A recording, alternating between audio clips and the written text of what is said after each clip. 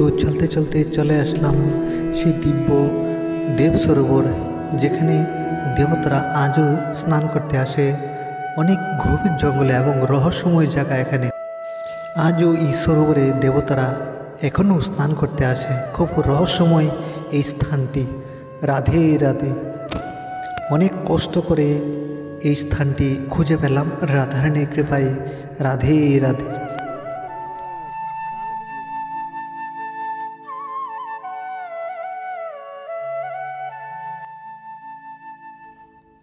তো রাধে রাধে। এই দেখুন, আমরা ওনাদেরকে নিয়ে এই স্থানে দর্শনের নিমিত্তে আসলাম। তো আমাদের সাথে যারা যারা ছিল, তো সবাই মিলে এখানে একটু আনন্দ করে এখানে একটু ছবি তুলে নিলাম। এটাও একটা স্মৃতি।